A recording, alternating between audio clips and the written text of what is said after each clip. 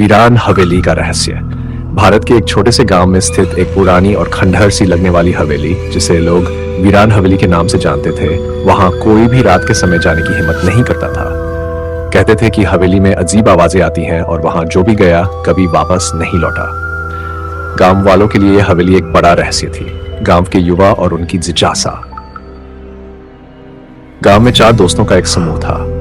अमन, रीमा, समीर और पायल, ये चारों पढ़े लिखे और काफी साहसी थे। उन्होंने गांव वालों से हवेली के बारे में कहानियां सुन रखी थी, लेकिन उन्हें इन बातों पर यकीन नहीं था। एक दिन उन्होंने तय किया कि वे इस रहस्य से पर्दा उठाएंगे। रीमा ने कहा, अगर हम रात में जाकर देख आए तो सारा सच पता चल जाएगा। अमन ने जवाब दिया, ये खतरनाक हो सकता है, लेकिन मुझे लगता कि हमें जाना चाहिए। ये केवल अंधविश्वास हो सकता है। समीर और पायल ने भी सहमति जताई और चारों ने तय किया कि अगली रात वे हवेली में जाएंगे।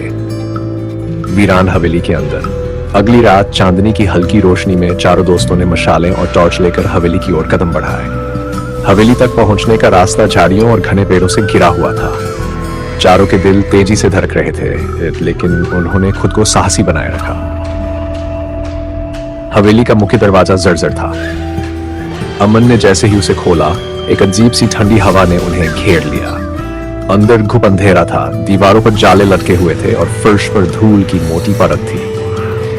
अजीब घटनाएं शुरू होती हैं। जैसे ही वे अंदर गए, रीमा को लगा कि उसकी पीठ पर हल्के से थपकी दे रहा है। उसने पीछे मुड़कर देखा कि वहां कोई नहीं था। क्या हुआ? समीर ने पूछा। कुछ नहीं, शायद मेरा भ्रम होगा, रीमा ने जवाब दिया, लेकिन उसके चेहरे पर डर साफ दिख रहा था। वे एक बड़े हॉल में पहुंचे।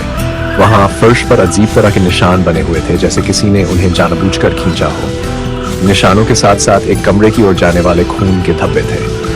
ये क्या है? पायल ने घबराते हुए पूछा। चलो देखते हैं, अमन ने कहा और उस कमरे की ओर बढ़ने लगा। कमरे का रहस्य। कमरे में प्रवेश करते ही चारों ने देखा कि वहां एक पुरानी लकड़ी की अलमारी रखी हुई थी। अलमारी से किसी के रोने की आवाजें आ रही थी। ये आवाजें कहां से आ रही हैं? समीर ने फुसफुसाते हुए कहा। अमन ने हिम्मत करके अलमारी खोली, लेकिन अंदर कुछ नहीं था। जैसे ही उसने दरवाजा बंद किया, अलमारी अपने आप हिलने लगी। अचानक एक जोरदार चीख पूरे कमरे में गूंज गई। चारों डरकर एक कोने में सिमट गए। कमरे की दीवारों पर खून से भरी उंगलियों के निशान उभरने लगे। हवेली का भूत। उन्हें समझ नहीं आया कि अब क्या करें। तभी हॉल के दूसरे छोर से एक परछाई सी चलती हुई नजर आई। वह परछाई धीरे धीरे उनकी ओर बढ़ने लगी। रीमा ने कांपते हुए कहा, ये क्या है? पायल ने रोते हुए जवाब दिया, हमें यहां से भागना चाहिए। लेकिन उनके पैर जैसे जड़ हो गए थे। परछाई अब पूरी तरह स्पष्ट हो चुकी थी। वह एक औरत की थी, जिसके बाल बिखरे हुए थे और आंखों से खून टपक रहा था। उसने एक भयानक हंसी के साथ कहा, तुम लोग मेरी हवेली में क्या कर रहे हो? अमन ने हिम्मत जुटाकर पूछा, तुम कौन हो? औरत ने कहा, मैं इस हवेली की मालकिन हूं। मेरी हत्या यहां मेरे ही परिवार ने की थी और अब मैं अपनी मौत का बदला ले रही हूं। जो भी यहां आता है मैं उसे नहीं छोड़ती। बचने की कोशिश। चारों दोस्तों ने एक दूसरे को देखा और वहां से भागने की कोशिश की, लेकिन हवेली का दरवाजा अपने आप बंद हो गया।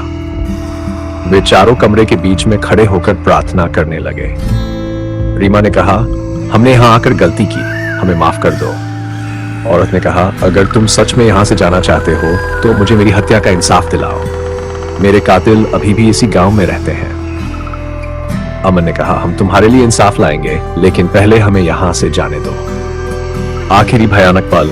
औरत ने एक शर्त रखी कि अगर वे 3 दिनों के अंदर उसके कातिलों को ढूंढकर उन्हें सजा नहीं दिला पाए तो वे चारों फिर कभी गांव में कदम नहीं रख पाएंगे। इसके बाद हवेली का दरवाजा अपने आप खुल गया।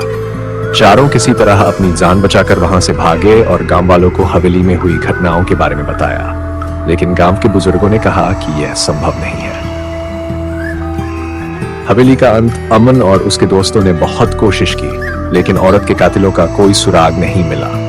3 दिन बाद वे फिर से हवेली में गए और उन्हें फिर कभी किसी ने नहीं देखा। गांव वालों का मानना है कि वे चारों अब उस वीरान हवेली का हिस्सा बन चुके हैं। आज भी अगर कोई उस हवेली के पास से गुजरता है तो उसे अमन, रीमा, समीर और पायल की चीखें सुनाई देती हैं। इस कहानी से ये सीख मिलती है कि हमें हर जगह जाने से पहले वहां के इतिहास और रहस्यों के बारे में जानना चाहिए।